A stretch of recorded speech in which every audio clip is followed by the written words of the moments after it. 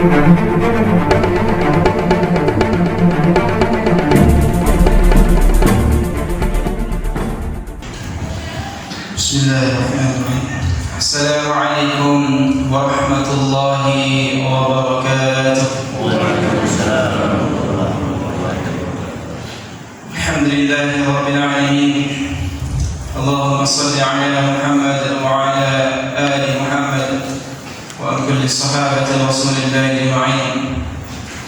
Amma ba'd. Alhamdulillah, kita bersyukur kepada Allah Subhanahu wa taala di subuh hari yang Allah berikan kembali kesempatan kepada kita semua untuk dapat bersama-sama melaksanakan aktivitas ibadah yang menjadi kewajiban sekaligus kebutuhan tubuh kita. Setelah kita memenuhi seluruh kebutuhan jasmani kita, alhamdulillah Allah menggerakkan hati kita untuk bisa melengkapi kebutuhan jasmani dengan kebutuhan rohani, melaksanakan salat subuh secara berjamaah dan dilangsungkan dengan mendengarkan nasihat-nasihat al-Islam.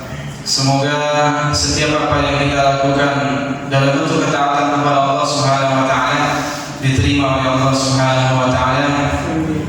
Kemudian setiap kesalahan kehilapan yang kita lakukan baik sengaja ataupun tidak sengaja dalam melaksanakan aktivitas-aktivitas yang niat kita mengharapkan ridha Allah Subhanahu wa taala, semoga diampuni oleh Allah Subhanahu wa taala. Amin ya rabbal alamin. Salawat serta salam semoga selalu tercurah limpahkan kepada uswah hasanah kita baginda Rasulullah Muhammad sallallahu alaihi wasallam beserta keluarga beliau, para sahabat beliau, dan juga umat beliau yang senantiasa istiqamah menjalankan perintah-perintah Allah Subhanahu wa taala sesuai dengan petunjuk baginda Rasul sallallahu alaihi wasallam dan menjauhi larangan Allah Subhanahu wa taala juga sesuai dengan apa yang disampaikan oleh baginda Rasulullah sallallahu alaihi wasallam. Jamaah Masjid At-Tamir yang semoga kita sama-sama dimuliakan oleh Allah Subhanahu wa taala. Sebelumnya mohon maaf tadi belum bisa gabung untuk sholat subuh berjamaah karena masih ada kegiatan yang belum selesai tadi diurus. Jadi sholat di markas sendiri, masjid sendiri, kemudian setelah dari sana langsung meluncur ke sini. Alhamdulillah Allah memberikan kesempatan kembali untuk bisa membersamai kita semua di masjid ini. Semoga Allah Subhanahu wa taala memberikan kebaikan-kebaikan kepada kita semua, memberkahi kita di bulan Sya'ban ini, dan Allah kembali mengizinkan kita untuk masuk di bulan Ramadan dengan melakukan setiap aktivitas ibadah di dalamnya. Dan semoga Allah Subhanahu wa taala meridhoi kita untuk mendapatkan ampunannya Allah Subhanahu wa taala di bulan Ramadan nanti. Amin ya rabbal alamin. Jemaah dimuliakan Allah Subhanahu wa taala, tidak terasa beberapa hari lagi kita akan masuk bulan Ramadan 1442 Hijriah.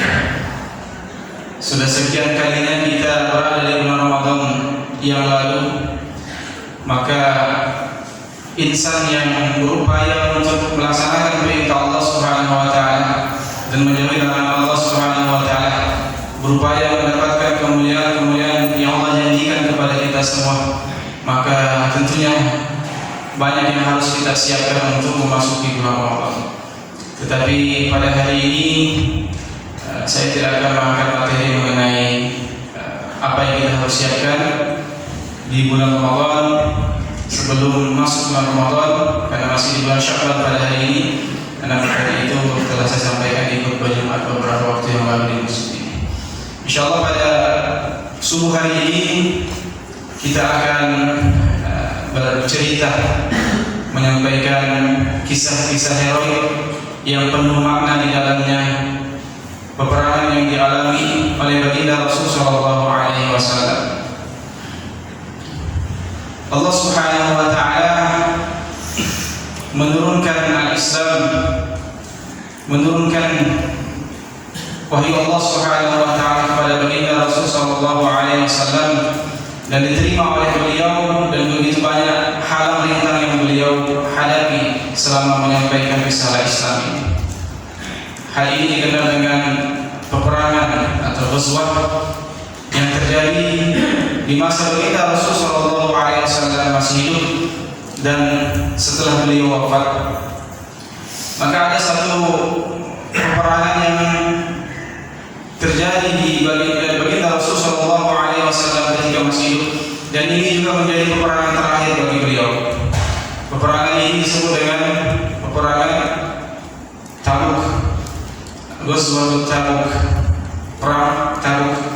Perang ini adalah perang terakhir yang diikuti oleh baginda Rasulullah SAW sebelum beliau wafat. Di mana perang ini terjadi benturan antara umat Muslim dengan orang-orang Romawi. Sebenarnya kalau kita melihat sejarah, sebelumnya telah ada benturan pertama yang terjadi antara kaum Muslimin dengan orang-orang Romawi yang kita kenal dengan perang Mu'tah, perang Mu'tah. Di mana di perang Mu'tah ini terjadi di 8 Hijriah.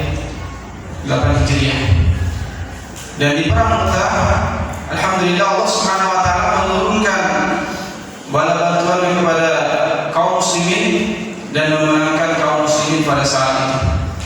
Jadi benturan pertama kali kaum muslimin dengan orang-orang Romawi adalah di perang Mu'tah di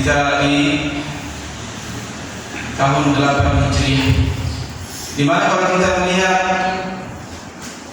fakta sejarah yang ada, sesungguhnya perang Mu'tah ini perang yang tidak imbang antara pasukan kaum muslimin melawan pasukan Romawi.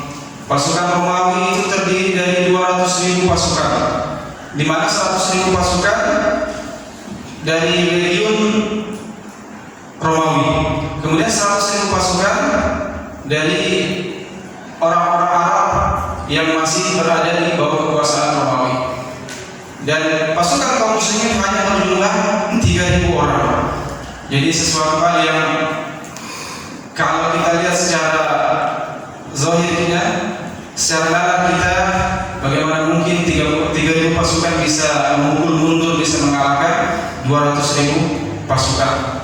Dan yang syahid di jalan Allah Subhanahu wa taala di perang Mu'tah ini hanya sedikit, hanya puluhan saja dari kaum muslimin, sementara dari pasukan Romawi ada ribuan orang yang meninggal dalam peperangan Mu'tah ini. Bahkan ada 3 orang sahabat baginda Rasulullah SAW yang wafat di perang Mu'tah ini, di mana mereka adalah para pemimpin perang yang bergantian memegang panji-panji Islam dalam peperangan Mu'tah. Yang pertama adalah Zaid bin Harithah, kemudian yang kedua Ja'far bin Abi Thalib, kemudian yang ketiga Abdullah bin Wahab.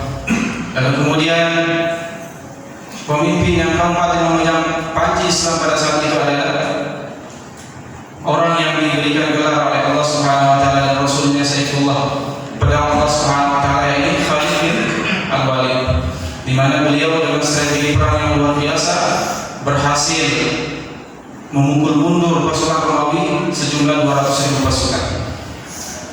Kemudian benturan kedua terjadi perang Tabuk, di mana perang Tabuk ini latar belakang terjadi perang Tabuk dikarenakan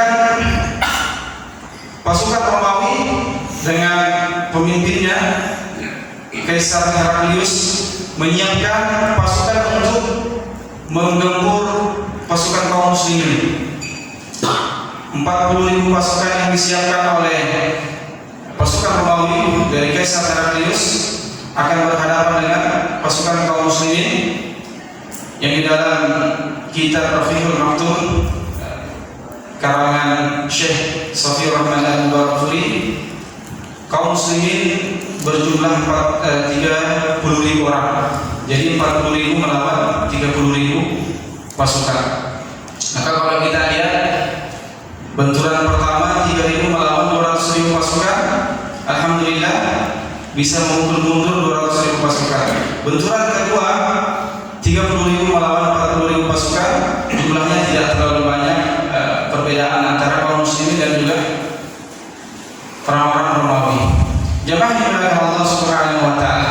Di perang Tabuk ini banyak sekali nasihat-nasihat ibroh yang bisa kita ambil. Kita melihat bagaimana baginda Rasulullah SAW dalam perang Tabuk ini mendelegasikan Ali bin Abi Thalib untuk senantiasa berada di Madinah. Jadi beliau didelegasikan untuk tetap berada di Madinah. Padahal kita ketahui bersama, Ali adalah sosok pemuda yang sangat luar biasa dalam medan peperangan. Beliau membawa pedang baginda Rasulullah SAW yang dalam sebuah riwayat pedang baginda Rasulullah SAW bernama Zulfikar diwariskan kepada Ali pada saat perang Uhud. Jadi Ali adalah seorang pemuda yang gagah perkasa dalam medan peperangan. Tetapi ternyata di perang Tabuk baginda Rasulullah SAW memerintahkan kepada Ali untuk tetap berada di Madinah, menjadi pemimpin sementara Madinah ketika baginda Rasulullah SAW bersama dengan kaum muslimin yang lainnya perang ke medan Tabuk melawan pasukan Romawi. Maka Ali pun sangat sedih karena beliau adalah orang yang sangat senang menuju medan perang, mendapatkan pahala-pahala jihad fisabilillah. Tetapi ternyata baginda Rasulullah SAW tidak mengikutkan beliau dalam perang Tabuk. Maka Ali sangat sedih. Tetapi baginda Rasulullah SAW menghibur Ali dengan perkataan yang luar biasa. Tidakkah engkau ridho wahai Ali, kedudukanmu di sisiku sebagaimana kedudukan Harun di sisi Musa, begitu dekat, tetapi tidak ada nabi sesudahku. Jadi ini adalah dalil bahwa Ali itu bukan nabi setelah baginda Rasulullah SAW wafat.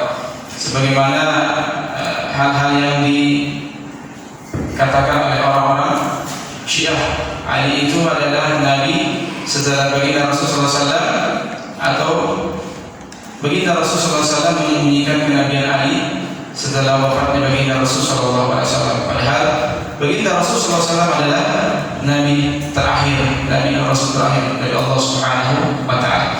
Jemaah dimuliakan Allah Subhanahu wa Ta'ala. Maka nasihat yang pertama yang bisa kita ambil dari kisah Ali yang disuruh untuk menetap di Madinah adalah bagaimana ketika dalam berjamaah, dimanapun jamaah yang kita ada di dalamnya, maka dimanapun posisi kita, maka kita harus senantiasa melaksanakan apa-apa yang menjadi tugas dan tanggung jawab kita dengan maksimal. Karena bagaimana mungkin kita akan melakukan sebuah aktivitas dalam sebuah jamaah ketika semuanya ingin tampil di depan. Dalam hal ini ketika pengajian seperti ini, pengajian ini tidak akan jalan ketika hanya satu orang ustaz saja yang berceramah di depan sementara jamaah tidak ada sama sekali. Ataupun sebaliknya, jamaah ada, penceramah tidak ada. Jadi saling ngobrol saja. Maka saling melengkapi satu sama lainnya dalam jamaah. Kita saling melengkapi satu sama lainnya. Sebagaimana bangunan yang kokoh, besi-besi yang menjadi pondasi awal dibangunnya bangunan yang kokoh itu akan dibalut dengan semen, dibalut dengan semen bercampur pasir. Seandainya besi itu berkata saya ingin juga tampil kelihatan, maka tentunya bangunan itu tidak akan jadi dengan cantik. Seandainya bangunan ini, masjid yang megah ini, besinya di luar, kemudian semen bercampur pasirnya di dalam, maka kelihatan juga jelek. Dan yang paling parahnya, seandainya kloset atau WC itu bisa berbicara, saya juga ingin tampil, maka dia ingin ditempatkan di sampingnya mimbar imam. Akhirnya hal itu menjadi sesuatu yang tidak proporsional. Begitulah kita dalam berjamaah, dimanapun kita ditempatkan, maka kita siap untuk mengambil peran sesuai dengan tugas dan tanggung jawab kita yang telah diamanahkan kepada kita semua. Itu nasihat pertama yang kita bisa ambil daripada perang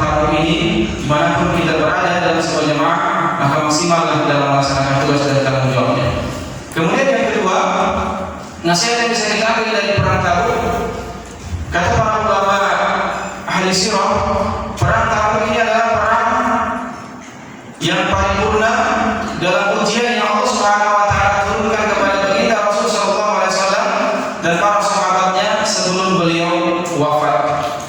Ini adalah ujian paripurna yang luar biasa yang Allah turunkan kepada baginda Rasul sallallahu alaihi wasallam dan para sahabat sebelum beliau wafat.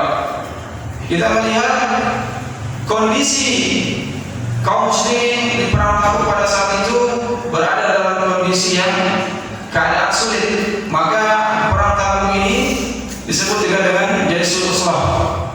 Pasukannya berada dalam keadaan yang sulit.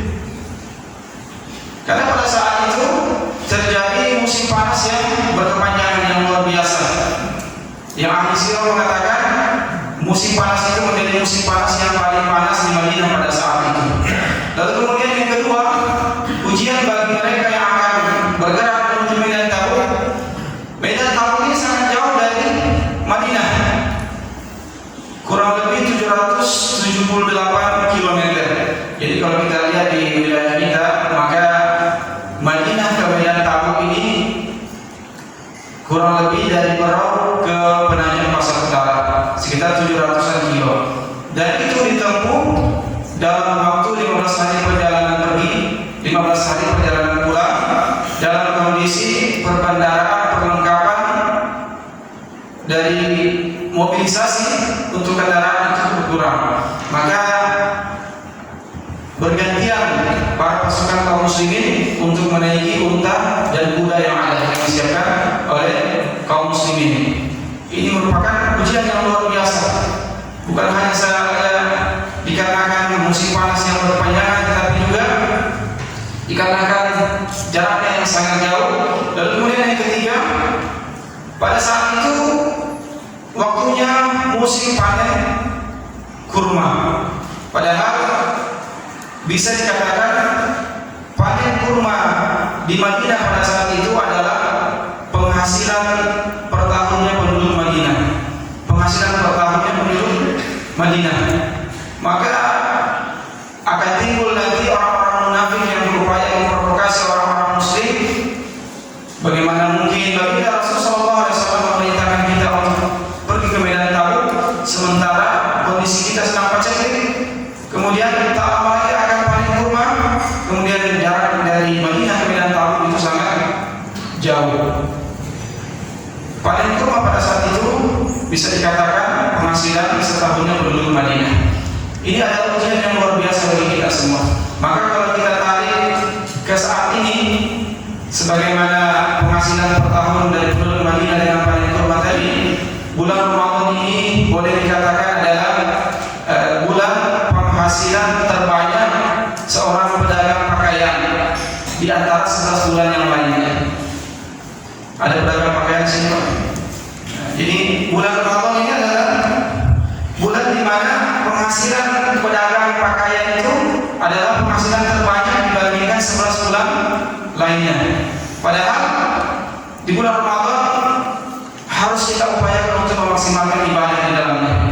Walaupun sebenarnya berdagang itu adalah juga ibadah karena berupaya untuk memenuhi kebutuhan rumah tangga, tetapi ternyata ada ibadah-ibadah lainnya yang harus kita maksimalkan, bukan hanya sekedar perdagangan saja.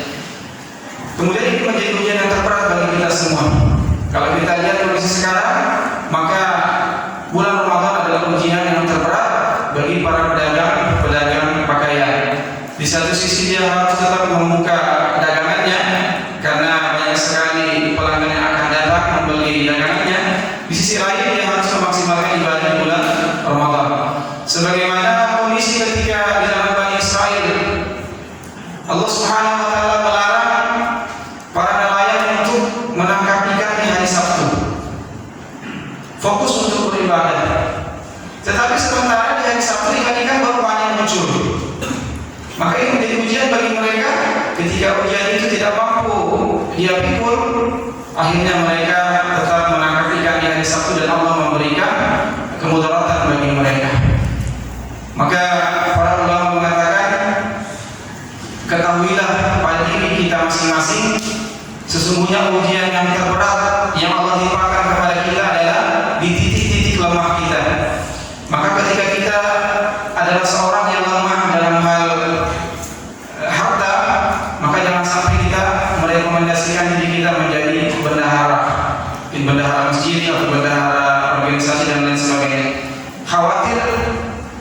amanah yang bisa kita lakukan, tapi malah kita menzolimi harta yang diamanahkan kepada kita. Maka kita harus mengetahui titik-titik kelemahan kita, karena disitulah Allah Subhanahu Wa Taala akan menurunkan ujian yang terberat bagi kita semua. Jadi perantara ini adalah ujian paripurna yang Allah turunkan kepada baginda Rasul Sallallahu Alaihi Wasallam dan para sahabatnya sebelum beliau meninggal dunia, sebelum beliau wafat. Maka ibrah yang bisa kita ambil adalah marilah kita nanti memaksimalkan ibadah di bulan Ramadan. Apapun aktivitas yang kita lakukan, kita niatkan untuk mendapatkan ridha dan rahmat dari Allah Subhanahu Wa Taala, dan kita berupaya untuk mengurangi sedikit aktivitas urusan dunia kita dan memperbanyak aktivitas ibadah kita kepada Allah Subhanahu Wa Taala. Terlebih lagi aktivitas kita dalam dunia maya, media sosial. Karena saat ini ujian yang luar biasa beratnya bagi kita semua,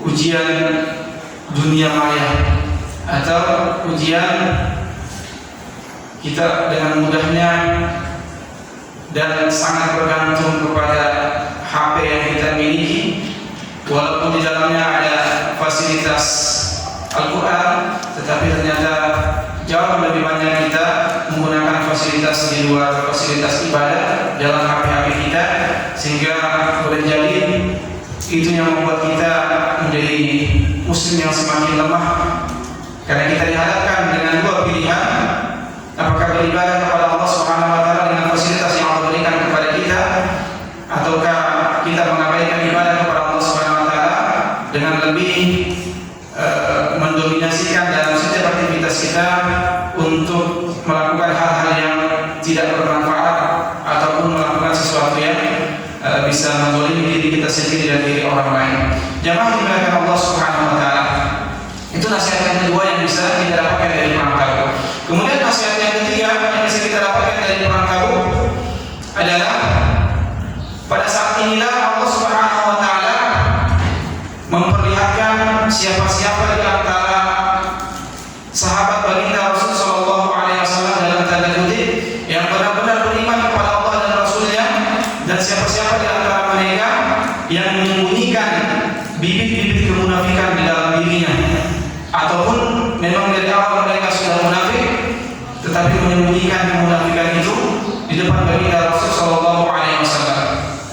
Kita melihat dalam surah At-Taubah ayat 79 Allah Subhanahu Wa Taala menjelaskan bagaimana orang-orang munafik ini mengolok-olok orang-orang yang bersedekah di dalam Allah Subhanahu Wa Taala setelah baginda Rasul Sallallahu Alaihi Wasallam mengumumkan agar penduduk Madinah menjedakahkan hartanya di dalam Allah Subhanahu Wa Taala untuk pasukan kaum muslimin yang akan bergerak ke medan Tabuk. Maka orang-orang munafik mencela, meremehkan orang-orang muslim pada saat itu yang hanya bisa bersedekah dengan sesuatu hal yang kecil sekali, sedikit sekali, karena memang harta yang dia miliki hanya itu. Allah Subhanahu Wa Taala berfirman, "A'udzu billahi minasyaitonir rajim. Alladzina yalmizuna al-mutawwi'ina minal mu'minina fis shadaqat." Dan orang-orang munafik itu mereka mencela orang-orang mukmin yang memberikan sedekahnya sesuai dengan kadar kesanggupannya. Padahal orang munafik sendiri tidak memberikan apa-apa kepada baginda Rasulullah SAW, kepada pasukan perang kaum muslimin pada saat itu. Maka di sini menjadi pelajaran bagi kita semua. Saat ini begitu banyak lembaga-lembaga kemanusiaan ataupun lembaga-lembaga yang mengumpulkan dana dari masyarakat, dari umat.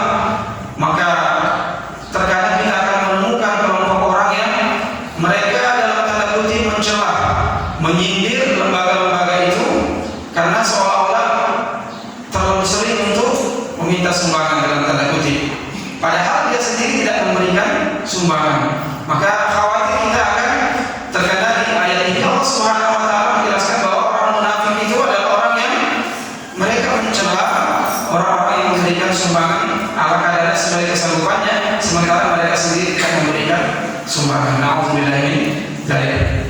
Jemaah dimuliakan Allah Subhanahu Wa Taala.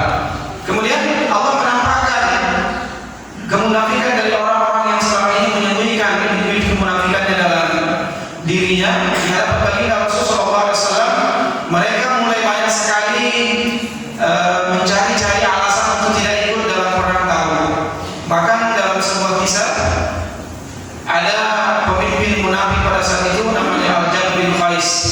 Jadi beliau mendatangi baginda Rasulullah SAW untuk meminta alasan, meminta keringanan untuk tidak ikut di medan Tabuk. Maka beliau mengatakan, wahai baginda Rasulullah SAW, sesungguhnya engkau mengetahui saya adalah orang yang lemah dalam hal menghadapi wanita.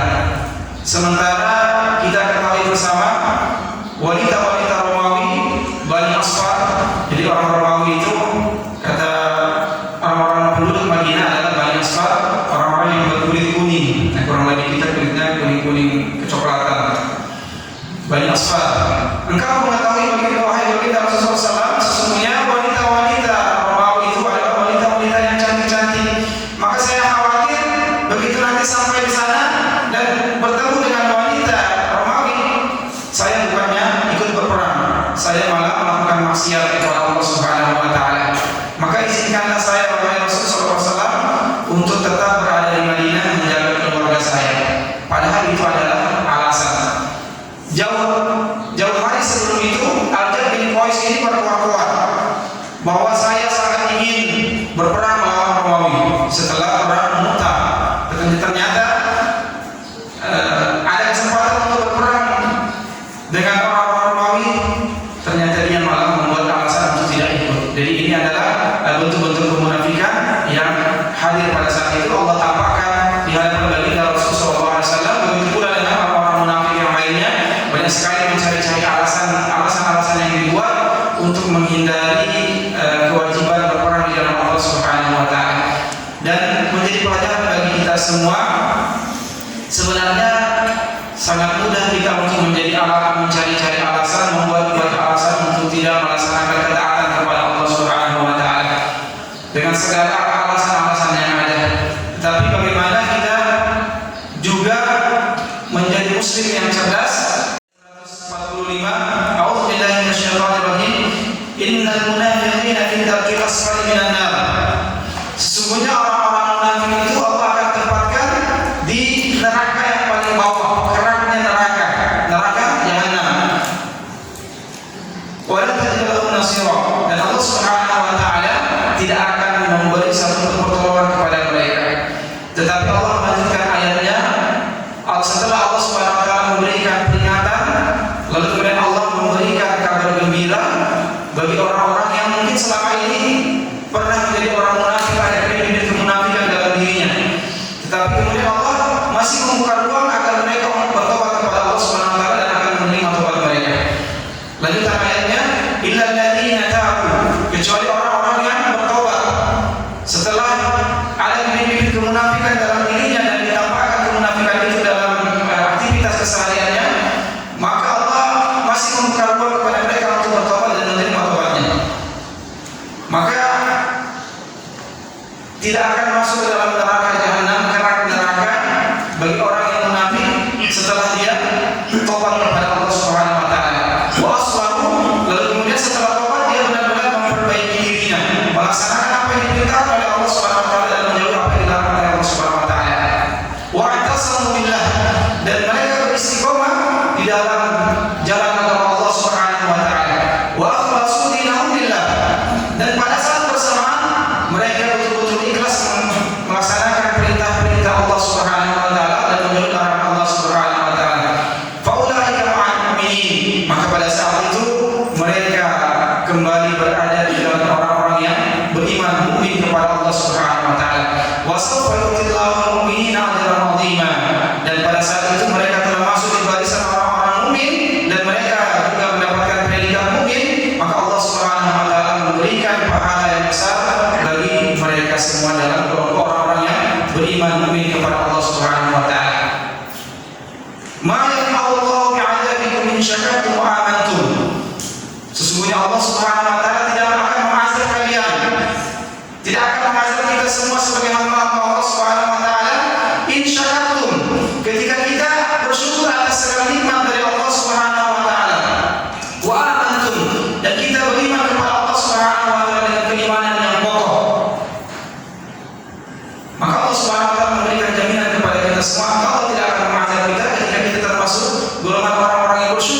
iman Allah Subhanahu wa taala dan beriman kepada Allah Subhanahu wa taala. Wa kana Allahu syakiran 'alima. Karena sesungguhnya Allah Subhanahu wa taala Maha mensyukuri dan Maha mengetahui. Allah mengetahui siapa-siapa di antara kita yang benar-benar masih menyembunyikan bibit-bibit kemunafikan dalam diri kita atau benar-benar bertobat kepada Allah Subhanahu wa taala dan kembali ke dalam golongan orang-orang yang beriman kepada Allah Subhanahu wa taala. Maka ini menjadi peringatan kepada kita semua, sesungguhnya Allah Subhanahu wa taala akan menampakkan kemunafikan dari hamba-hamba Allah Subhanahu wa taala walaupun mereka menutup rapat kemunafikan itu, dan tanda-tanda itu akan hadir ketika Allah Subhanahu wa taala telah menyiapkan waktunya dan kita akan mengetahui siapa-siapa di antara mereka-mereka yang benar-benar beriman kepada Allah Subhanahu wa taala dan siapa-siapa di antara umat Islam yang ternyata mereka menyembunyikan kemunafikannya sehingga mereka menjadi musuh dalam seluruh. Karena dalam peperangan musuh yang paling berat adalah musuh dalam seluruh. Kalau musuh yang jelas di depan mata, maka kita mengetahui orangnya dan kita siap menebasnya, kita siap melawannya. Tetapi kalau musuh dalam seluruh kita tidak tahu. Tutur katanya manis dengan janji-janji persiapan ikut peperangan dan lain sebagainya, tetapi ternyata di belakang dia menebas kita dari belakang, sehingga orang-orang munafik ini Allah berikan balasan yang luar biasa karena memang musuh dalam selimut ini adalah orang-orang yang sangat menghancurkan Islam dari dalam, dan kita tidak ketahui kecuali Allah Subhanahu wa taala menampakkan mereka-mereka yang benar-benar beriman dan benar-benar menyembunyikan kemunafikan di hadapan orang-orang yang beriman kepada Allah Subhanahu wa taala. Jemaah yang dimuliakan Allah Subhanahu wa taala, ini adalah beberapa nasihat, beberapa ibrah yang bisa kita ambil dari perang Tabuk. Karena sesungguhnya kita adalah hamba-hamba Allah Subhanahu wa taala yang berupaya senantiasa mengambil ibrah dari setiap kisah yang ada. Dan seiring bergulirnya waktu, sesungguhnya setiap permasalahan yang kita hadapi saat ini hampir semuanya juga pernah dihadapi oleh kaum-kaum terdahulu. Dan Allah Subhanahu wa taala telah menjelaskan melalui baginda Rasul sallallahu alaihi wasallam bagaimana cara menyelesaikan problem yang ada. Ketika dia beriman, kemudian kufur, kemudian beriman lagi, apa yang harus dilakukan? Maka kaum-kaum terdahulu telah mencontohkan. Karena sesungguhnya innal ladzina kafaru innal ladzina amanu tsumma kafaru tsumma amanu tsumma kafaru tsumma izdadu kufra lam yakfirullahu liyaghfir lahum wa la yahdihum sabila. Seseorang yang beriman kepada Allah Subhanahu wa taala kemudian dia kafir, kemudian beriman lagi, kemudian dia kembali kafir dan bertambah kekafiran kepada Allah Subhanahu wa taala, maka baginya tidak akan diberikan penolong dari Allah Subhanahu wa taala. Liyaghfir lahum, dan juga Allah Subhanahu wa taala tidak akan mengampuni mereka selama kekafiran itu semakin bertambah-tambah kepada Allah Subhanahu wa taala. Dan ini menjadi pelajaran bagi kita semua bahwa segala sesuatu yang terjadi hari ini sesungguhnya hampir semuanya pernah terjadi di masa-masa yang lalu dengan apa-apa yang bisa kita lakukan, yang mereka lakukan untuk mencontohkan kepada kita semua sehingga bisa kita ambil ibrah, ambil pelajaran di dalamnya, sehingga semua kita menjadi generasi dari umat baginda Rasulullah SAW yang akan mengembalikan kejayaan Islam. Dan tentunya kita berharap semuanya dari Allah Subhanahu wa taala, karena tidak ada daya dan upaya yang kita miliki sedikit pun kecuali dari Allah Subhanahu wa taala. La haula wa la quwwata illa billah. Kita hanya mampu untuk berupaya, kita hanya mampu untuk berikhtiar, tetapi hasil akhir adalah milik Allah Subhanahu wa taala. Perbedaan antara manusia memandang manusia yang lain, lalu kemudian Allah memandang hambanya adalah di hasil akhir dan usaha. Manusia memandang manusia yang lain, mereka memandangnya dari hasil akhirnya. Tetapi Allah Subhanahu wa taala memandang hambanya bukan dari hasil akhirnya, karena hasil akhirnya adalah milik Allah Subhanahu wa taala. Tetapi Allah menilai kita dari upaya-upaya ikhtiar maksimal kita untuk melakukan ketaatan kepada Allah Subhanahu wa taala. Maka semoga kegiatan-kegiatan seperti ini menjadi ikhtiar maksimal kita untuk menambah hasanah keilmuan kita, menambah keimanan kita kepada Allah Subhanahu wa taala, sehingga hasil akhirnya yang kita harapkan kepada Allah Subhanahu wa taala, Allah berkenan memberikan keutamaan-keutamaan di dalam aktivitas keseharian kita dalam bentuk ketaatan kepada Allah Subhanahu wa taala, dan kita kembali kepada Allah Subhanahu wa taala dalam keadaan husnul khatimah, dan kelak Allah akan menyiapkan kepada kita semua surga-surganya Allah Subhanahu wa taala. Kita mampu masuk dalam surga Allah Subhanahu wa taala